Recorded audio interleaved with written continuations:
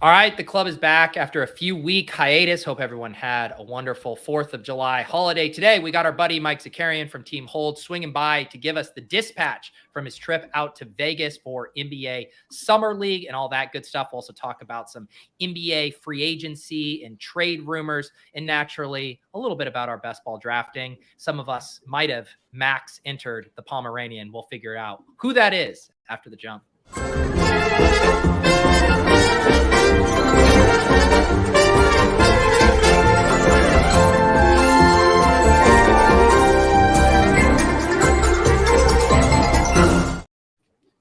Mike, when we were talking to you before the show, I couldn't. You definitely had the post Vegas raspy voice vibe going on there.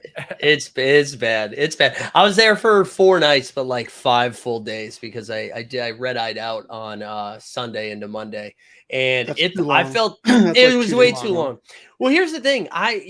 We did a live show. We have a bunch of people coming out to meet us. It's like a very extroverted, 72 hours. So my thought process was to get out there a day early and just not talk to anybody. And it was really nice until Sunday. Sunday morning, I was like, get me the fuck out of here as fast as we can. But it was a good time. It was a good time. Yeah. So what you guys obviously went out for Summer League, and it is funny because we went, both of us with Team Hold and the club were out 2 summers ago. I think so, 2 summers ago. Yeah. I mean, like, first of all, what is like now, because for Team Hold, are there still people out there? I know Top Shot had some like activations and stuff, but were most people out there just there to kind of watch Summer League, or were there other things going on? Yeah, I think it was mostly for Summer League. I mean, Top Shot was. I was talking to with somebody the other day. Their presence makes way more sense now. I think where it's not like the main attraction, but it's like, oh, this is like another cool thing that's going on. Like they had a cool little booth during the NBA convention. Which NBA Con, I don't know, maybe other people feel differently. If you have like a 6-year-old that loves basketball, NBA Con is dope, right? They got like some pop shots. There's some big people running around. There's like things to do.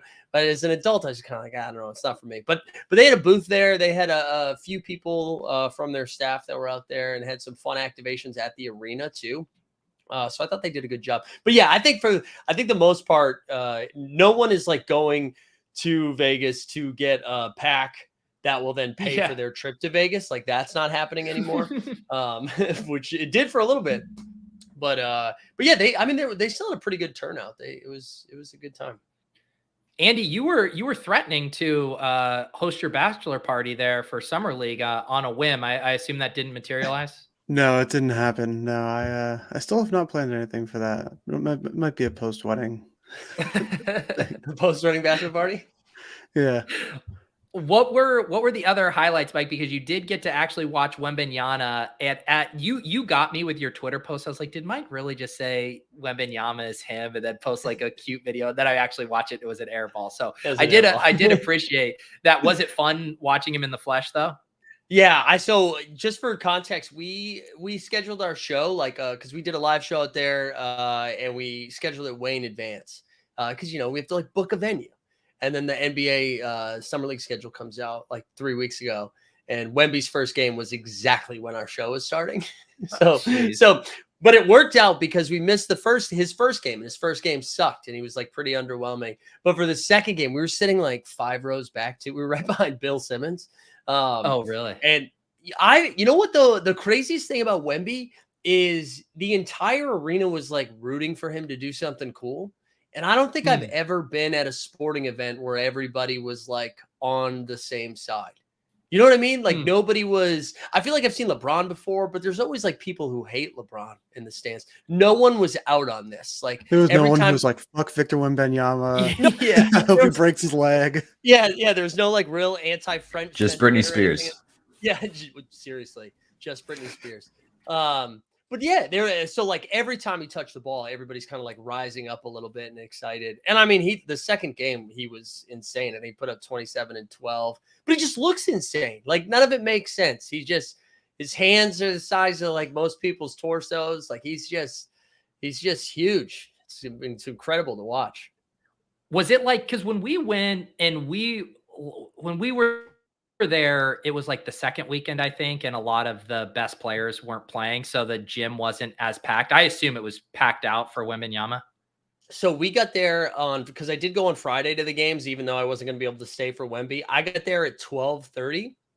Wemby tipped off at 6, and the lower bowl was full for the first game. And when we went for that second weekend, no one sat in the upper bowl. Like no one, there was just the lower bowl. And for Wemby, it was like the whole thing was packed. And same thing for the second game. Like the entire Thompson Mack Center was loaded. And you could just feel, it was weird. The energy was just way different this year than in any. This is my 4th year, I think, going out there, 3rd or 4th year. Yeah, they sold out the entire weekend too, not just Friday. They sold out Saturday and Sunday too. But the energy was just crazy. People walking. There was just everybody was so hyped. It was cool. Clay, did you catch any summer league? Were you chomping at the bit to watch some of these guys play? Yeah, I was. I was out of pocket for like a little vacay this past weekend, so I didn't get to watch that much. Catch up on highlights. One of my boys had tickets to his next game, and then they announced him like sitting out. And I don't think he paid like too much for him. But I know that there was a premium going for all of the Spurs games throughout summer league. So I hope we didn't get fleeced too bad on that. Was it like a lot busier? Like overall, did it feel tangibly different this year than years past from like just a attendance standpoint overall, Mike, like around the whole scene, not just in the center itself, but like on the ancillary events? Like was it just if like it's continued to grow? So like All-Star Weekend has for them? Yeah, I mean, it was crazy. Like it felt like every hotel and casino was doing an event of some sorts that was related to the summer league. Like even like the Athletic and No Dunks, like they did this like joint happy hour that happened. Like it just felt like there were a lot of stuff like that happening. Where the first year I went, there was a little bit of it, but not a lot. But now it feels like, I don't know, every type of community, every sports media team, like everybody is just out there, and it's turned into, especially the first weekend. It was a party. My buddy, 2 of the guys that did the show with us, their flight got canceled on Sunday night on their way out.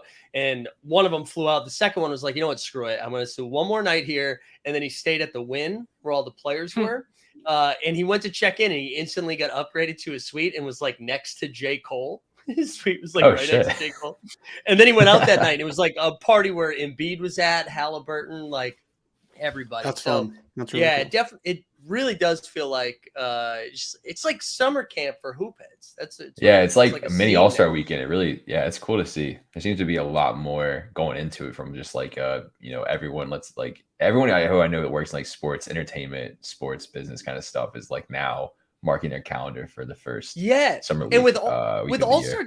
With All-Star Game weekend too, the one difference I would say, because I went out there this year, it's like Capital One presents party on right, like, and it's like very corporate. Where this is just like Kevin Hart's like, dude, I think I'm gonna throw a party tonight, and then the Fanatics guys like, it's gonna go more corporate. It's gonna go that route. Like you even had like Fanatics, like Michael Rubin threw his like white party 2.0 out there. Had like little big. They just basically took the PJ from the Hamptons straight out to Vegas for the party continuing on. It's like half the same people were out as that party in the Hamptons were out at the same event in Vegas they threw. So did you that's cool to see though. Did you bump it? You mentioned No Dunks. Did you bump into those guys out there? Yeah, we saw Skeets a couple of times. I actually didn't gamble as much as that I normally do. Like I played a little bit of poker, and then the gambling I did do was after the No Dunks meetup that they did, and Skeets and I played blackjack together, and I lit $800 on fire, like just like no. But we were having a good time. It was a good scene. You told me you had a little takedown, little DFS takedown though, that it was subsidizing your trip. That. Yeah, dude, that was not. Yeah, last Friday I hit. Right, it was Friday. Yeah, last Friday I hit 30K in a baseball turn, and I wasn't even sweating it. I wasn't paying attention until like the very end, and I like was looking at the scores, and I saw. I think I had like the Braves. I stacked the Braves and the Dodgers. Stack. Yeah. I saw they combined for like 22 runs or something like that. I was like, I got to be doing pretty good. And then it was sweating Ohtani at bat at like 1:30 in the morning. I didn't realize the baseball stuff had that high of a top level payout. That's like way higher than NBA was. DFS. It makes no sense. Was this on Underdog or is it somewhere No, else? it was on FanDuel. It was on FanDuel. I do this tournament all the time. It's like either $33 or $44 entry, and usually it's like 5K or 10K. I like 10K if it's a big one. And I don't know what the hell they were doing that Friday. If they just were like, the vibes are good, we got to up the prize pool. But it's like that's the first time I've seen anything over 10, and it was for 30. It's nuts. Beautiful. I wanted you to spill the deets on Skeets' blackjack ability. Is he hitting on 16s? What's this guy doing out here? I would say Skeets' best attribute at the blackjack table is the energy. I think he's really okay. Yeah, he's and I mean that's a good thing. He's rallying the troops. Yeah. He's either talking the dealer up, talking the dealer down. He's just kind of like good vibes all around. I would say he lost less than me. So I think he did okay. There you go. Yeah. Andy, were you checking in on any summer league action? A little bit, but I don't even know what I was doing this weekend. But I actually was like decently busy, and so not too much, all things considered. I definitely was following along, and I listened to Skeets in their podcast this morning talking about it and stuff. But not as much as I wanted to be. I'm gonna have to go back and watch some highlights. Were there any other players, Mike, that were super fun to watch? Did Scoot end up playing at all, or did he sit out with injury stuff? Scoot played the first game and like immediately, he was awesome immediately. Like in the first, and then he got dinged up at the end, and they just kept him out. Hurt. Yeah. I think like, he was like a tiny. Yeah, exactly. But he looks legit. I mean, Scoot looked incredible. Utah got this guy in the middle of the first round. It's like 14 or something like that. Keontae George. And he's looked incredible in his 2 games. I think he's scored like 59 points in his 2 games combined. He looks really good. And then the Houston dudes have been awesome. Jabari Smith and Tyree Eason, they're both like second-year guys. They've been really, really solid. And then on the other side, Detroit's looked like dog shit. I don't know what they're doing. James Wiseman, it's just like it's a tough watch now. I feel bad for him. It's like emotionally draining seeing James Wiseman out there. And Jaden Ivey, like all their second and third year guys look bad. So I don't know what Detroit's doing, but I'm trying to think if there any of the other rookies popped. The other Houston guy, Cam Wainwright, not Cam Wainwright. Who do they take 20th? Cam Whitmore. Whitmore, thank you. From Villanova, who like he dropped because there was some injury concerns or something. They thought he was going to be a top 5 pick, and he went 20th. And he's looked really good for them too. So Houston's going to be pretty fun, like for fantasy too this year, I think, because I don't think they're going to be playing a ton of defense, but they got a lot of offensive firepower, so it's going to be fun. Yeah, I feel like I'm not shocked that Whitmore played well. That him dropping as far as he did still feels crazy to me. It feels like one of those things where in a few years we're going to look back and be like, what the fuck was everyone thinking? Like, why did this happen? It was. I was at the draft too. We went to Barclays for the draft, and even I remember you saying that. How was that? You don't need to go to a draft, I don't think. I think it's like really sick for the first 3 picks, and then you're like, wow, this is nothing to do. There's nothing long too. Yeah, and they don't give a shit. Like they have the NBA has their like 5th NBA TV team doing like the in-game stuff. So it's like Dennis Scott and this dude who looks like a comedian trying to play Brian Windhorst. And I don't know his name, but that's like the only thing I could come up with. He's like a Drew Carey, Brian Windhorst type guy. But it was really bad. They did a really bad job. Yeah, it was a lot of this. But anyways, while the draft was happening, everybody was like, why is Cam Whitmore dropping? Everybody was confused.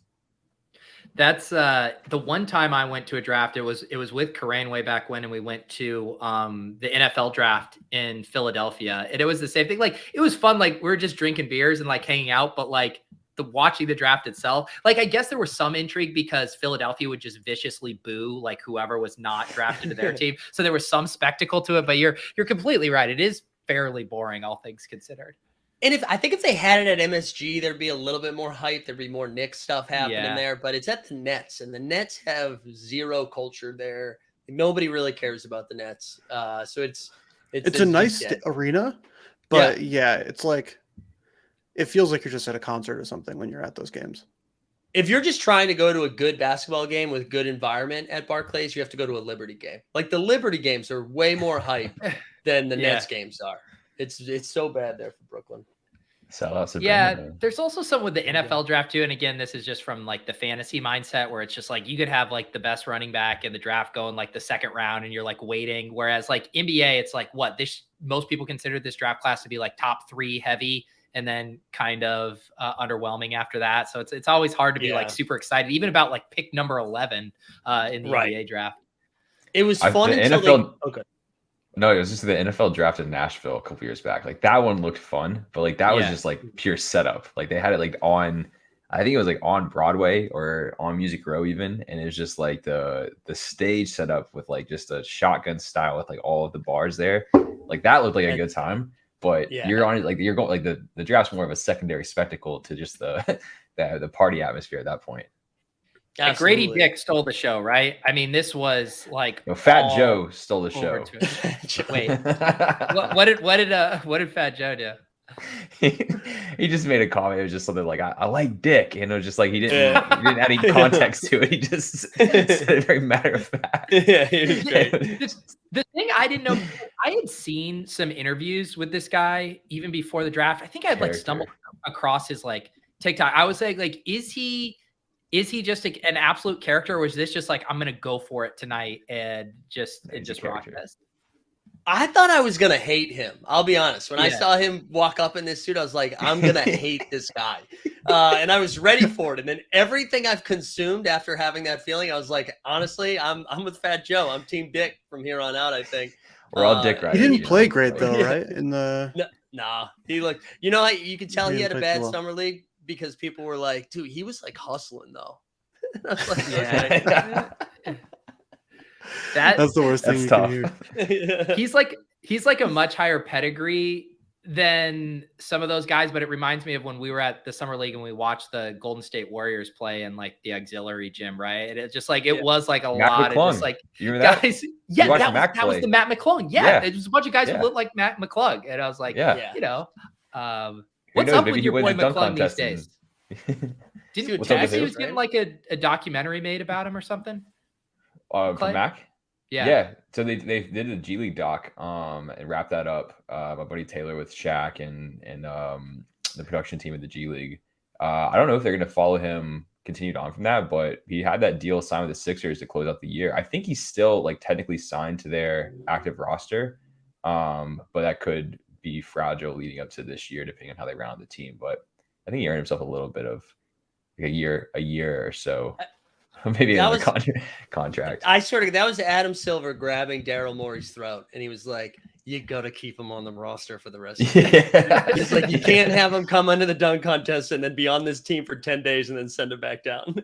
I honestly think there's just like a jersey sales thing. I was just like, they could like put his jersey for sale in the arena. I mean, that's not a knock at all. That's a good reason. It's like he earned his spot on the team because they were like, yo, like any kid that comes to a 76ers game for the rest of the year. And I think that could last him another season or two, to be honest, where it's just like, if he's a good enough guy in the locker room, players like him, the coaches like him, well, they can sign him. Boom.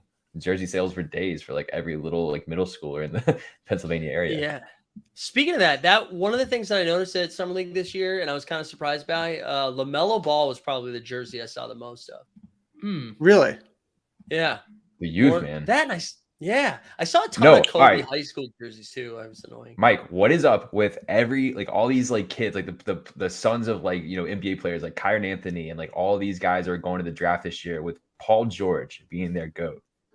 Can you help me understand this at all? I don't get it at all. And like somebody was explaining, like it was like it was like the 2011 playoffs or whatever, and like how that was like there's a lot of these kids like first basketball like memory or whatever. I'm just like I can't get it. I don't get it. Want to know what it is? It's if that is your GOAT, then you have a chance to be the GOAT. You know what I mean? If Paul George is the GOAT, you'd be like, you know what? When all's said and done, I could be the greatest of all time. Yeah, there's a chance I could be better than Paul George. Yeah, that is crazy. I hate that too. Anytime someone comes out and says it's so stupid, that's someone being like, I can get on board with like younger like people being like into like, you know, oh, like, you know, LaMelo is my favorite player. Or like there's even kind of a funny thing with like all the younger generation calling him Melo versus like us, like Melo's Melo. Like, that's Carmelo. Like, you know, we grew up on Melo sneakers. Like one of my first pairs of sneakers that I got like in middle school that I really love were like those white and blue, you know, Melos. Like I love those shoes. And like, to me, it's like, I don't know, like I get it. Like I kind of pass it down generationally, but even that one kind of irks me a little. I'm like, nah, there's one Melo. Let's chill out for a minute. He's not the GOAT on his own team. No, like he's the second best player on his team. Yeah. It's wild. And that's been the case. Those clips are perplexing. Yeah, well, that's been the case when he was on the Thunder too. Like he's usually your second best guy. Yeah. I hate it. That's so dumb. That's so dumb. Speaking of a guy that said Paul George was his GOAT, what was the Miller report? He did not look too hot stats wise. Like, what was the eye test like for him? He likes to foul. He's a big foul guy. Yeah. Yeah.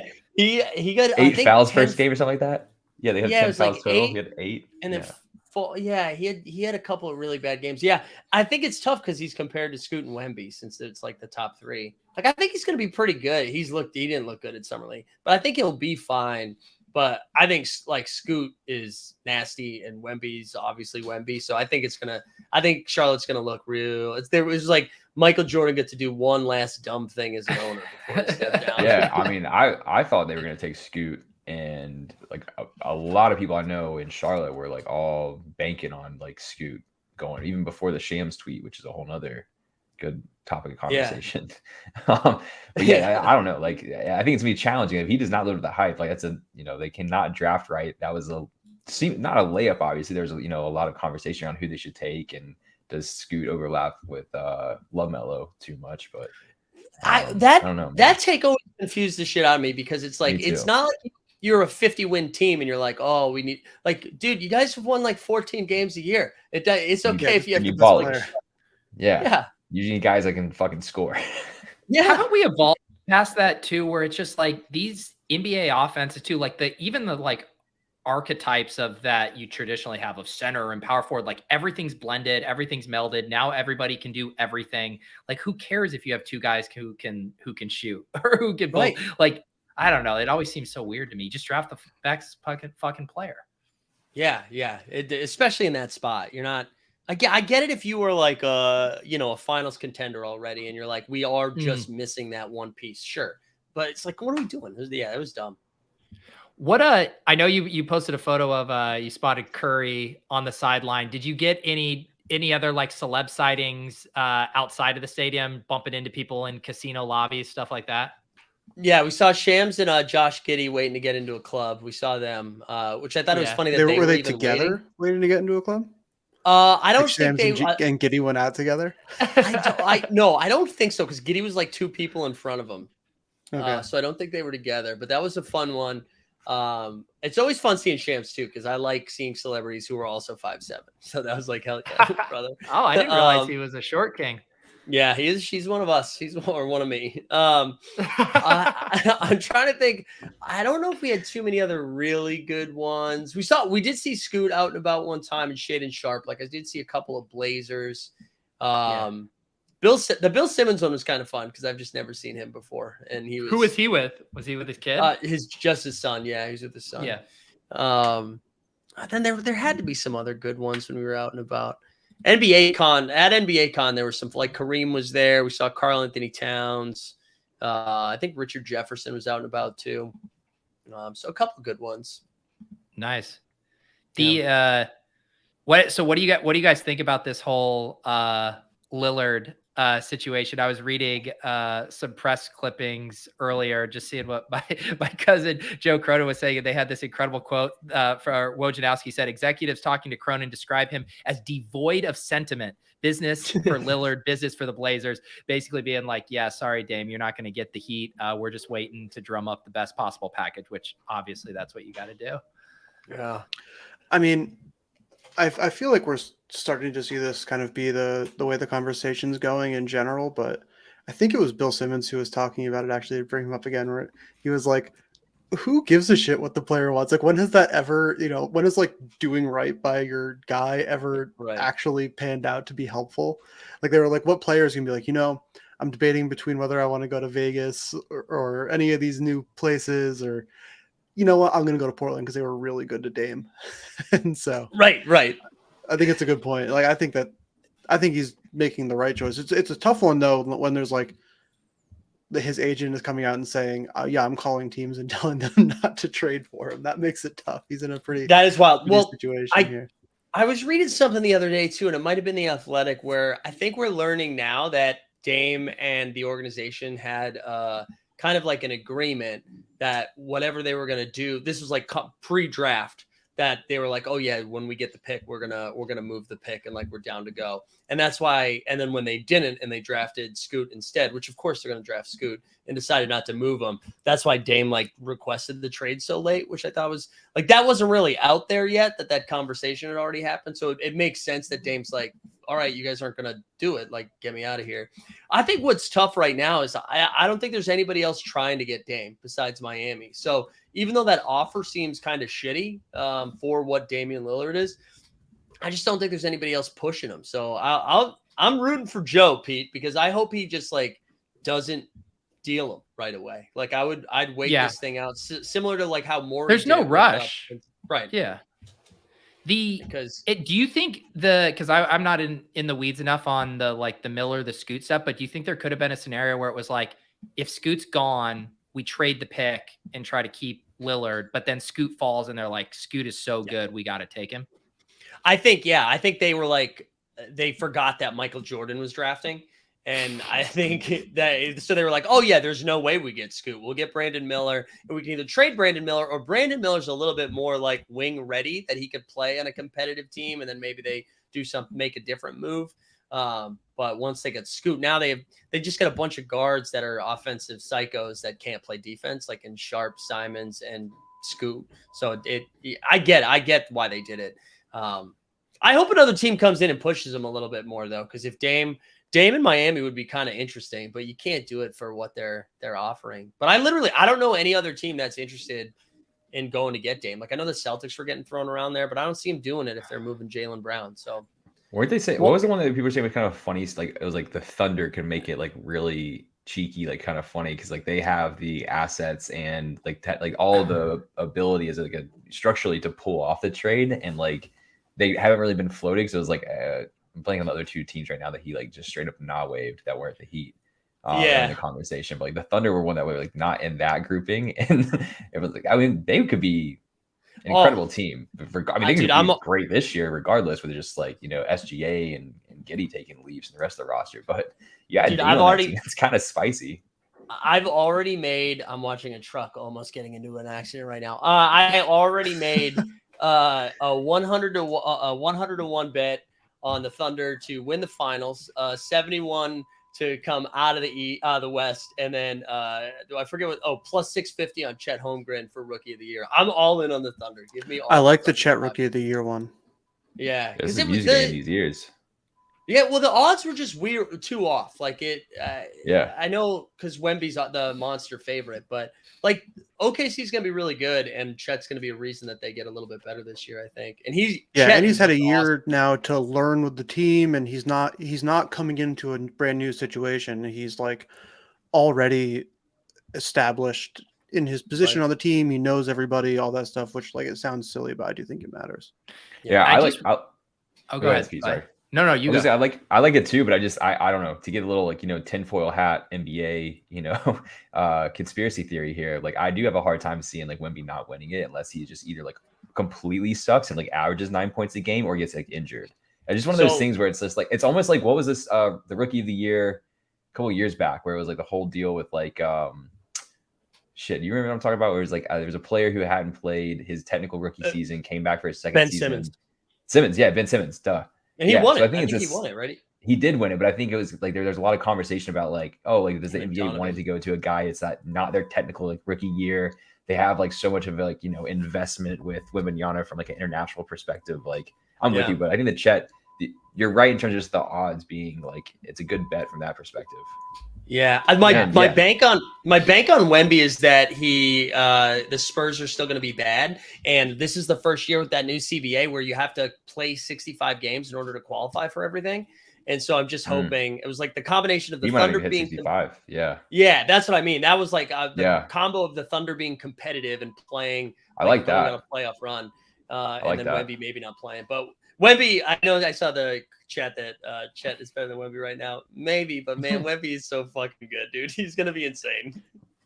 Well, speaking of good value bets, when we were talking about the Heat thing, when we had Dink on and they were talking about that maybe the Heat would be the ones that made a play for Lillard. And I remember we pulled it up at the time and it was like plus 1,800 or plus 2,000. And I did just check the live odds. The Heat are up to plus 1,000, just behind the Celtics, Nuggets, Bucks, and Suns, even ahead of the Warriors now. So there is a little market steam on the Heat if they were to get Lillard now, which nice little CLV there if you took that. Yeah, I'm gonna bump again if they do land him, and then it could settle back down, but there'll be a huge reaction to like the news, and then I'd be interested to know where it settles out though, if it does retreat back or if it just kind of like jumps and stays put. I think they're the favorite to come out of the East if they get him.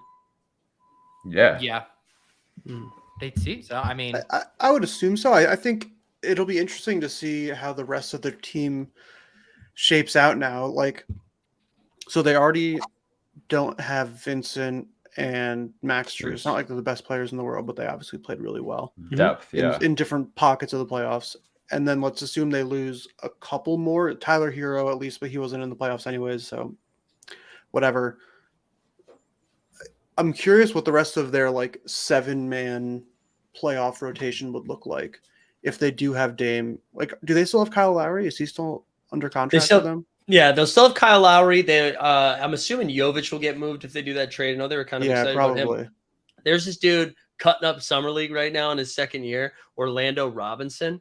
And I bet we see him. He would play every once in a while. The Heat would be like, "Hey, we're going to rest our top 12," and Orlando Robinson would go out there and cook last year. And I bet he's going to be someone that gets inserted into the starting five. But that's or not the starting five, but in the rotation. But that's the thing about Miami, man. They could find like somebody working security, and all of a sudden they get him like a Haywood Highsmith looked pretty fucking legit at times. Like, you know what I mean? Like he would just randomly like get some burn and then put up 24 points. You're like, the hell?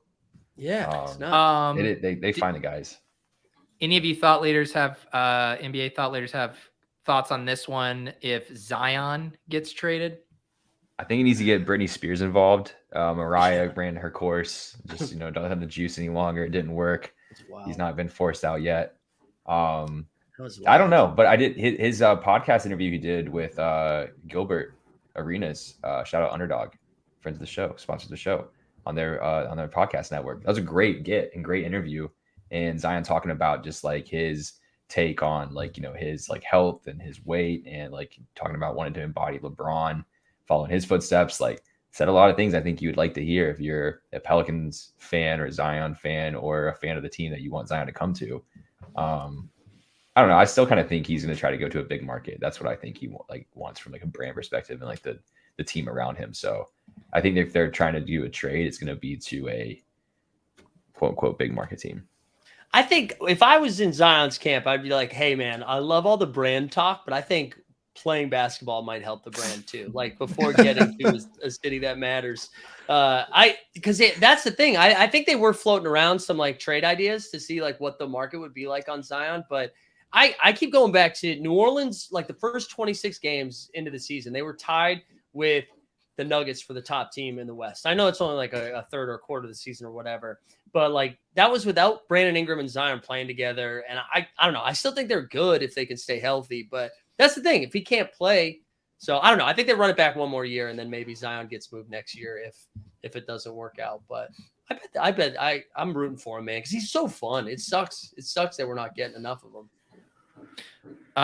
Yes, we did see the Mariah Mills face tattoo, and Peter Jennings is not here to give us an updated data perspective on the Zion Williamson. He's still crunching the numbers. He's in the lab. That was legendary. Is the thing about Tom Brady and Kim Kardashian, is that real? No. Are they actually, or is that? I don't buy it. Because I wish it was real. I think it'd be incredible. Like run through reality TV show, Bill. But no, I don't buy it. I've already seen it's convenient fodder from the party. That's my take on it. They like somebody was like, oh, I saw Tom Brady and Kim Kardashian talking together, and there was a report that they were like, spotted together again like later in the evening. I don't know. I think it seems pretty flimsy. No photo evidence. Did Michael Rubin like up his PR for that event this year? Because I know he hosts that white party annually, but I don't ever remember getting as much notoriety or coverage as it did this year. Well, it helps. I'd when you, never like, even have heard of it every prior. Instagram Really? famous person come to the party and post about it. Yeah. So a lot of free publicity there. I don't know if they did anything special. I just think it was like more of a thing that like all the sites that do the content were like keyed Right. into this year more than the past years. So like it felt way more like omnipresent on your timeline because it was just it's like the dunk highlight of the night, right? It's this dog days of summer, ain't got shit to post about. So it's like everyone had this celeb party circled on the calendar. On the house of highlight. Trivia question for you guys in the chat. A previous Club Top Shot guest was at the white party. Do you guys know which one that was? That has appeared on this YouTube stream. I have my guess. I'll wait. Everyone. Okay. Clay, do you have a guess? No, not at the moment. It's kind racking of my brain. I think it would be hard to pull just out of thin air. Mike, do you have a guess? So, Ja Rule, I feel like is what everyone's going to guess, but I don't think it's Ja. It's not. No. Ja might be there, but that's not who I'm thinking of. I don't know. I don't think Ja was there. Is it a music person or a sports person? More sports than music, but not explicitly sports. Oh. Peter Jennings. I was definitely wrong then. That was I was gonna say Damian Lee. Okay. Because of his relationship connections. I he bet basically gets in as a +1, even though he's a Yeah. NBA basketball player. +1. So the correct answer, I won't string this along. Is it the I was gonna say Charlie. Yeah, Charlie Arnold, who came on and we did a Zed race with her. She's like at Fox News now or something. She was doing she was like, talking about she's with Outkick. Like, remember? She's like, oh yeah, she's with Outkick, Invictus yeah, now. Dude, her shit's changed a lot since she went from Club Top Shot, Zed Horses, and MMA to like our generation's Tucker Carlson.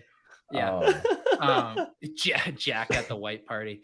So yeah, there's your answer. We were able to get one of our former guests to the white party. That's there. amazing. Shout out Charlie. All right, let's see here. Mike, have you started to transition your brain over to NFL brain, or are you still kind of in NBA mode? I drafted 10 on the flight to Vegas. I was trying to play catch up and I was just ripping them while I started drinking. And none of them were. It's always dangerous to do the flight drafts. I know. I've had a couple where you get on and all of a sudden you're like, oh no, this is not going how I hoped it would with the Wi-Fi. You're just trying to star everyone you want to. I did one as a test and it went well, and then I entered like 4 and I was like, all right, let's catch up. I think I'm up to like 35 now. So I picked up, but I think I was at like 12 a week or 2 ago. So we picked up the pace a little bit. I feel like it's always hit or miss for me if I'm able to do it on a plane based on like location services. And it's always this like very exciting thing to be like, is this a flight where I'm able to draft or not? Yeah, it was good. Well, and I told you this too, Pete. But I found when I went to check into my flight, I was given like this very cheap upgrade for first class. And it was like nothing. It was just like it ended up being like a couple of $100 to do it. And so now I'm full belief that because I was in first class, the Wi-Fi is just a little bit better up there. So I was able just a little bit better. How else was the Wi-Fi experience? Were the drinks flowing? The drinks the Wi-Fi. The first the Wi-Fi was flowing. The drink. I tried to get food in first because I wanted to be responsible. So I ate and then come on. I know, but I just didn't want to. I didn't want to walk off the flight hammered. So I got some food in before drinking. Yeah, occasionally. But yeah, it was great. It was very comfortable. I get it, guys. I think money's cool. I think we should all be rich. It seems nice flying first class versus not flying first class. So no, man's won $30K and said upgrade. Yeah, I know. It wasn't even a lot. It was like. It ended up being like, I think it cost me like $350 when all said and done for an upgrade from first class. I was like, fucking rip it. Did you get it how tempted were you to do it going back too? We're like, once you taste that forbidden fruit, you're just like a first class guy all the time.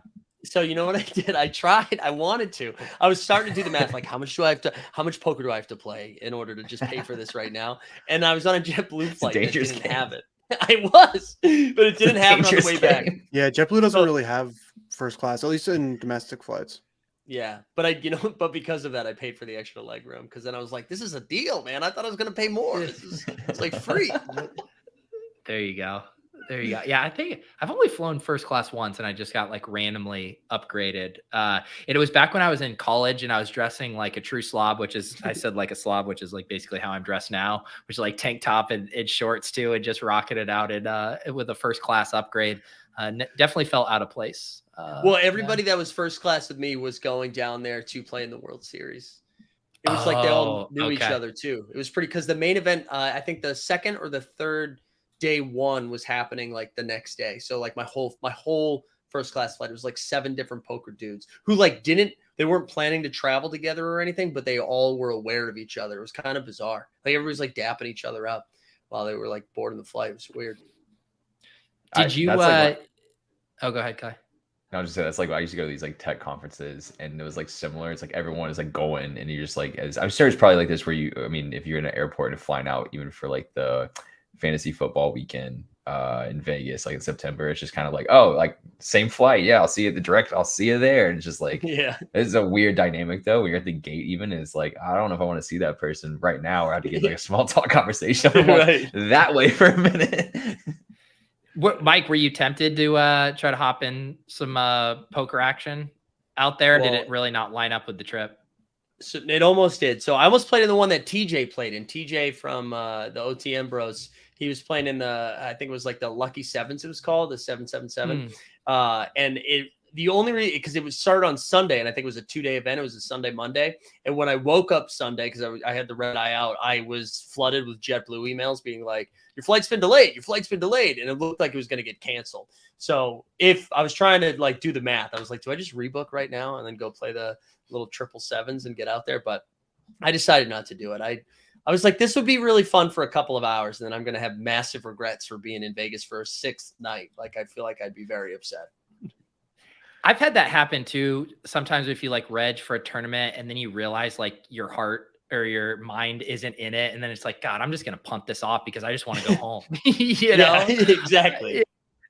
All right. I did tease in the cold open that someone on this show registered for 50 Pomeranian drafts. Let's do another trivia. Can we guess in the chat? Can you guess which one of me, Mike, Clay, or Andy is in 50 Pomeranian slow drafts right now? We'll let the people decide here. Mike, let's first reveal. Is it you? Are you in 50 Pomeranian slows? No, that would be wild if I've only done 30, but then reg for 50 Pomeranian slow drafts. And I will admit, it is not me. I think I got registered for like 4 of them, and then I blinked and it was filled. Tyler is wrong. The rest of the chat has it. It is indeed Andy. You did not strike me as a 50 Pomeranian slow draft guy. I'm being completely honest.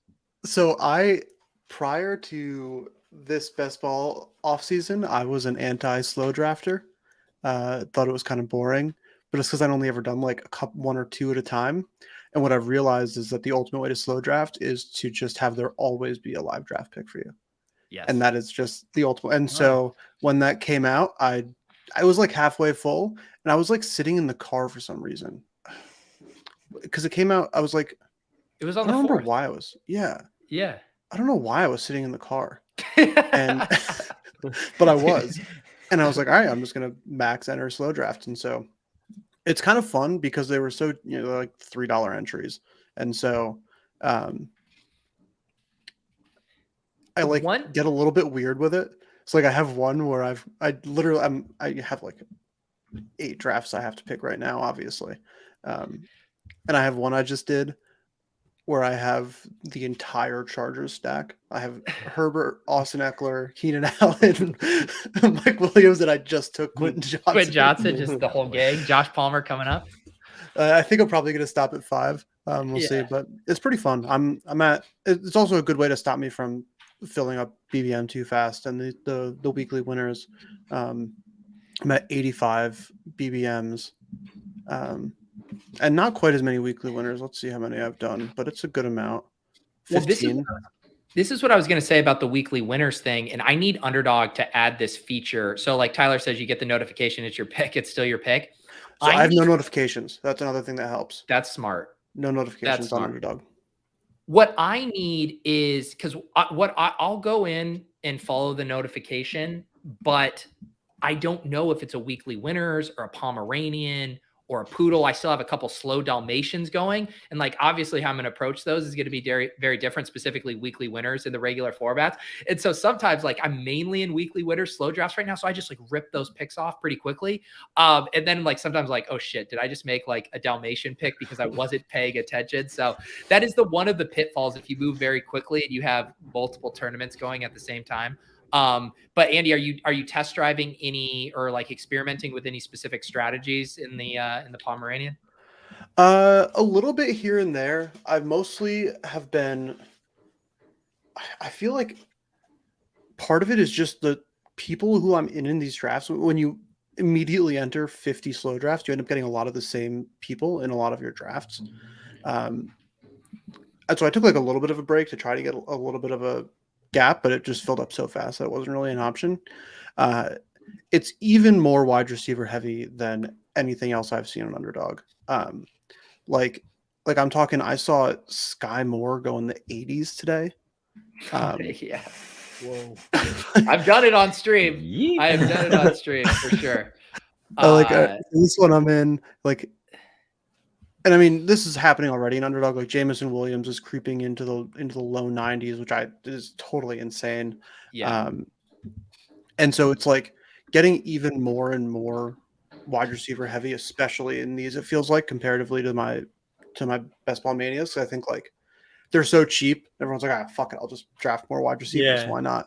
And so I've been like just kind of accepting that I'm gonna end up with different constructions there, where like I end up with like 4 running backs in my first, 9 rounds or something, and it feels really gross. And then I'm like, I'm going to see what happens. I don't know, but like when you're given the option of like, do you want to draft Romeo Doubs or do you want to draft like some running back 30 picks past ADP?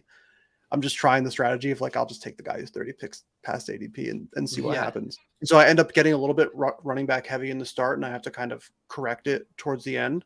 But I also tend to find that like there's a lot of wide receivers who end up slipping in the end because everyone's gone so wide receiver heavy at the start. And so a lot of guys who were previously going 10 picks early, like a Taquan Thornton or someone, is maybe actually going a few picks late. So just trying to like kind of play the field for what they're going to give me as opposed to like forcing anything too much. And that seems to be what it is. Yeah, that dynamic you're describing has definitely been happening on my streams, because basically what happens is like after the Baltimore wide receivers go, people are staring at Michael Thomas and Cortland Sutton. They're like, yeah. And then, so it's then like the next round of sexy picks. So you got Sky Moore, Jamison Williams, and Romeo Doubs, who are now kind of the picks that feel fun, but are now going like 20, 30, 40 picks ahead of ADP because people are like, I need a wide receiver, and I cannot stomach clicking Michael Thomas again. Yeah. Yeah. I feel like Juju Smith-Schuster is starting to, his ADP is almost getting to a point where he's becoming interesting to me. I know they were just talking about that on the ETR podcast. Because he's down to like 115 or something like that. And yeah, he's even cheaper. And I was just checking his weekly winners, which obviously has different ADP. He's 132 over there, where people are, prioritizing upside. Even. How are you liking the weekly winners stuff? I haven't done as many of them. I definitely have some feelings. I'm curious what you guys think. I like it a lot. It's definitely put my mind in a blender as far as like, I think there's like different avenues you can take on specific teams, obviously for how you want to attack it. I haven't been doing a lot of the like specific, like I'm going to try to win week 12 with this like stack stuff like that. I'm basically being like even more particular with my structures and also the player archetypes I'm drafting, like really asking myself, does this person have 20 plus, 25 plus point upside in a given week, and just aggressively drafting guys that I perceive to have upside. But yeah, I'm working on an article right now on it for Fantasy Life. There's been some good stuff coming out on it as well, but it really is probably the most strategic best ball contest that we've ever seen as far as all of the different ways you can slice it. Yeah. Yeah. Agreed.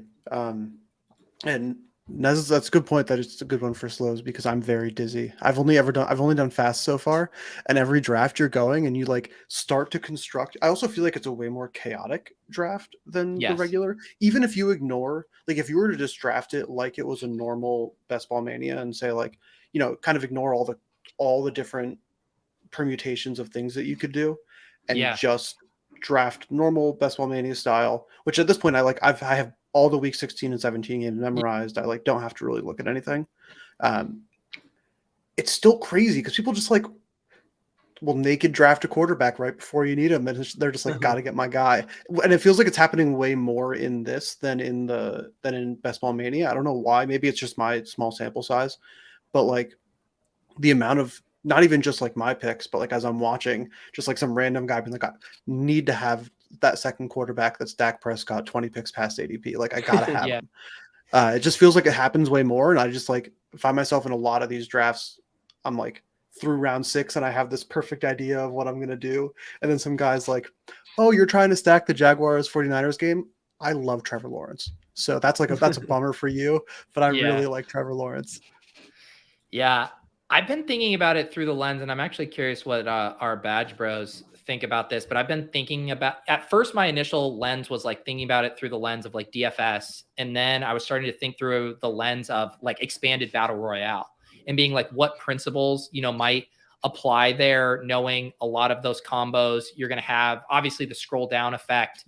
I think once you get to like pick 140 or something, you can argue like all the players going after that have like similar risk reward, upside profile. So getting unique there. Like I think on one of our streams, like I took Trent Sherfield instead of, Khalil Shakur, because Shakir is going to get drafted on almost all the Bills teams, but Sherfield is going to be drafted like sub 5%. So I've been kind of trying to process it through like, what if they just run out an 18 round battle royale, which is essentially what it is. Like what dynamics are at play there is a pretty interesting kind of thought experiment.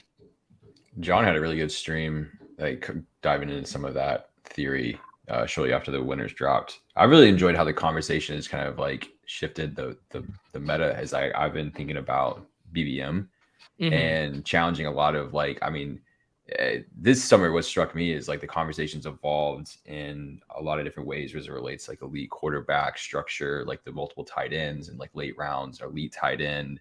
I've talked a lot about the opportunity cost of like drafting like Kelsey versus like if you feel, tight ends like later on in the draft. And I think one of the things is like, if you think about the differences in structure between the contest, right, like that obviously matters. But then if you're thinking about the weekly winners in particular, what struck me is like the emphasis being put on upside, and coming from like my fucked up GPP bro, tournament head, I think I've been doing a good job of like trying to apply that through all my best ball drafting, because really you are just trying to search for that ceiling. And then really this year in particular, like I'm not taking like, well, I am taking stands on players, but my stands on players are less so like stands like for players and more stands like, well, I don't think that player has like weekly upside. Now that's like really taken to a next degree with this contest that's structured around that.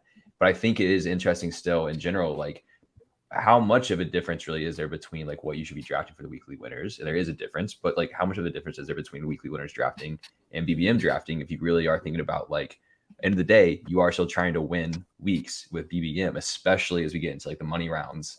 But even throughout the season, right? Like, what is it? Like, what is the reason you would take a quote unquote floor player pick in BBM more often than you would in the weekly winners contest? So I've been like having a lot of fun, just like, I don't know, thinking around those topics and stuff, right? A lot about opportunity costs, a lot about upside, and it's giving me more conviction in some respects for like my BBM drafts or my other drafts that aren't in the same format, to still try to like really put an emphasis on just straight up player upside and even like less in correlation.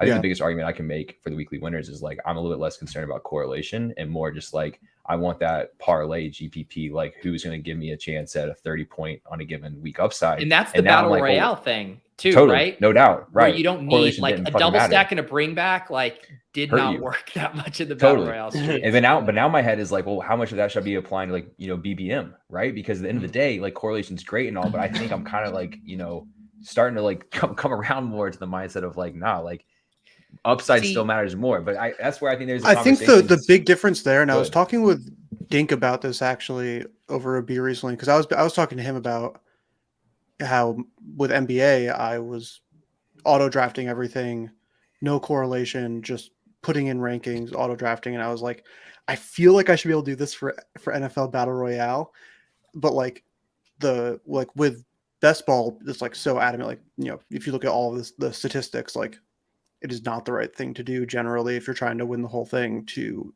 like just say totally like fuck correlation. Yeah. And I thought he had a good point where he was basically saying like when you have those significantly smaller team sizes where the battle royale is 6 players on a team as opposed to 18, the correlation matters way less because it's just like probably the perfect combo for any given week isn't even going to be drafted. Right. Whereas when you have like when you're drafting the, you know, 4th best wide receiver on a team or something, and you're just kind of like shooting some random bullets, correlating it to other things that you're already like betting on over a season playing out, like has a much stronger correlation. And so it's like, you know, the small boost you get in battle royale of correlating is probably just like way worse than just getting the best ADP players. Yeah. But in best ball, I don't know. And like the one thing that I've been doing too, and is also of like just how to process of like, you know, I do think most weeks, right? Like the top scoring QB and the top scoring tight end are probably going to be on the same lineup, if not the second highest scoring tight end with the first highest scoring, like, or at least there too. And so like really building my teams around that, you know, so I've done like a Justin Fields and a Kyle Pitts team. And then it's like, okay, I need these 2 guys to be the highest scoring at their positions on this week. And then I'm going to build around that. But then I've also done where I started with 3 straight running backs. And then it's like, I want where these 3 are the 3 highest scorers on the week, and they each go for 25 plus, and then I'm going to build around that. And so then maybe I have a punt QB, right? Because it's like I hit the nuts at the 3 running back. And so my big takeaway too is just like what you do early on in a draft, even more so than in Best Ball Mania, it's so important to draft like that is right. Like those 3 running backs early, they have to each go for 25 plus and be filling your flex, and then build it logically from there. So that's why single QB is kind of viable, or people are deeming it to be viable in that respect. And like, I mean, I personally love the mindset that I think hyper fragile is a lot more interesting in the weekly winners format. Because especially if you even consider like you have like think about the battle royale, right? If you could just bank that you're going to have like 1 or 2 great scores from running back ideally in a given week, well then you can try to luck box some like late round wide receivers, and sure they're not going to like on a weekly basis like be touching those top guys, but I think it's what we see, I mean, over the course of, you know, all the years of playing fantasy, right, that like there's way more of a chance that a, you know, 3rd string wide receiver can put up a really high score than like I would say a 2nd or 3rd string running back, unless it's like an injury situation. So to me it's like I think that strategy is more viable lock in than like in BBM. Yeah, and I like what Nez said, and I agree with it too. Like, I think that there's a lot of interesting stuff still to be done, especially at the quarterback position and like experimenting there. I think like because it's really obvious when it's like, I drafted Josh Allen in the 2nd round, so I'm not drafting another quarterback. But like he said, I think that there's like the way that I've been thinking about it, and again, this is not based on any research, so it could be completely wrong, is just that like in this format, I kind of just like think there's a certain tier of quarterback where it's like if you're below this tier, the odds you are ever the highest scoring quarterback in any week is like 5%.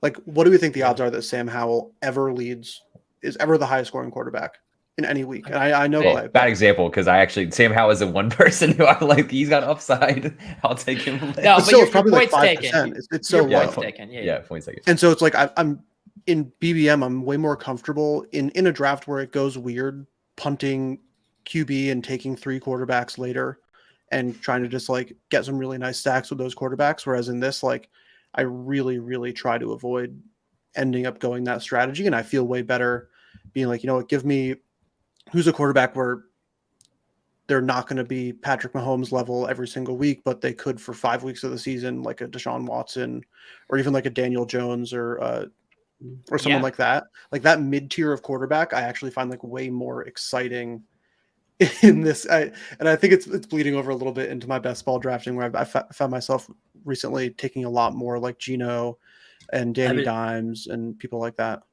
I've been doing that a ton with my best ball stuff, with my BBMs. I've been like, if I'm not it feels like I'm reaching too much for quarterbacks in the top tier, where I'm like, I don't know. I feel like I could find some better value in that, like late mid, like the examples you were using. And I feel gross every time I do it. Like I never finish one of those drafts and be like, fuck yeah, this is the winner. Yeah. But I don't know. The quarterback position is the one that I've been tinkering with the most so far this year. One that I've been thinking about a little bit too is like a bully tight end build specifically with like Pitts and Kittle, where their quarterbacks are essentially free in like Ritter or Purdy. Mm-hmm. And so you like engineer this team. Maybe you get like an alpha wide receiver, and then you do like hyper fragile running back, get like 3 good running backs, and then you get those 2 tight ends. And then you're like, okay, I'm going to lose out on points. Like I'm not going to get the 30 burgers from the quarterback, but on the week Kittle or Pitts goes for 30. It means probably Purdy or Ritter are also going to be like 25 plus. And like my gap from the other elite quarterbacks won't be big enough or will be small enough that I can justify it, because I'm going to be lapping you at tight end. And then I built this team that just like, how can I maximize a Pitts or Kittle like explosion week? So like, there's so many like thought experiments of how do you leverage the explosion game from this specific player or this specific position. I love that. I'm totally with you there. If I'm taking a quarterback that's not like one of the 8 best quarterbacks off the board, I try really hard to stack them with their tight end. Like that is like a very, very intentional thing that I do, more so than like wide receivers and stuff. Obviously I want to still, but to me, that's like the really big goal is if I'm taking 3 quarterbacks with 3 of my last like 6 picks, I really, really want to have them with their tight ends. Yeah. Bones, I wish we could hop in a weekly winner. I do not have any more time today. And I also can't hold up Zakarian here, who clearly needs to go rest and drink some chamomile tea and whatever else you do to recover from a 4-day Vegas trip. You mean I sound like dog shit? Is that what you're saying? No, we appreciate you coming on. And also check out, I know you did on Team Hold a full recap as well. They can get that in audio form. What else is on the Team Hold programming schedule these days? I pray to God we slow down a little bit now that we're through summer league. But we'll still be doing the NBA bit Monday through Friday, and then we'll just sprinkle in some off days. So every morning at 9, come check it out over at Team Hold Live. There you go. Clay, what's going on in your neck of the woods? Yeah, we're doing a lot of fun internal testing right now for our game Prop Quest, which is like our DFS prop based game for KOD. So that's been really exciting. Just pushed a huge update to our app for internal testing. So we'll have the community beta going live shortly for that. And then it'll be like a really fun like month and a half where we'll be working on that with the community, launching that ahead of football season as a really fun like weekly engagement tool for us. And we're stoked about that. It's a free to play, non-geo specific game. It'll involve like NFTs for his gameplay boosters. So things that you're kind of familiar with in terms of like prop slips, insurance policies or boosts and that sort of thing, and then a fun leaderboard component. So a lot of work going on that right now on our end, but it's been a pretty fun build and really great team effort on our side. So yeah, looking forward to that. A lot more to come. Nice, dude. Andy, what about you? You know, I've actually just got my account unbanned from DraftKings today, so I'm going to be hopping into some best ball on DraftKings now. I still have to finish these 50 Pomeranians and may or may not do 50 out of the Poodle 3 came out today. So that's looking interesting. There you go. Nah, I don't have too much going on. We have our Allie and my wedding is officially less than 2 months away. So Nice. Mostly focusing on non-work stuff, doing a bunch of random things on the side and stuff like that, but nothing too exciting on that front. Clay, do you feel bad now that you didn't plug your wedding coming up? I've done enough of that. No.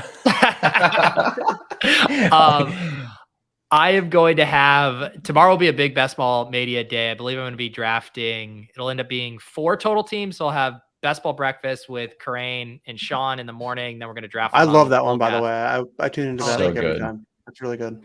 I appreciate that. Yeah, those have been so fun, and it's been really cool to have just such variety. With Sean just pushes our drafts to these really fun spots. So yeah, a lot of variety there. And then Swolecast, speaking of lots of variety there, we give each other challenges of draft missions. Always a blast getting thought leader vibes from David Kitchen. And then ship chasing tomorrow night, we're going to draft a team as well. We're going to have Chris Allen from Fantasy Life is going to join us. He's been doing a lot of weather related research, looking at like specific trends for how that impacts scoring, which is also going to dovetail really nicely with weekly winners as well, if you're kind of optimizing around weather stuff. So big Best Ball Mania drafting day tomorrow. Appreciate you guys hanging out. Appreciate Mike giving us the recap from Summer League. Hope you guys have a great rest of your week. We'll see you guys next Tuesday here on the club. Peace.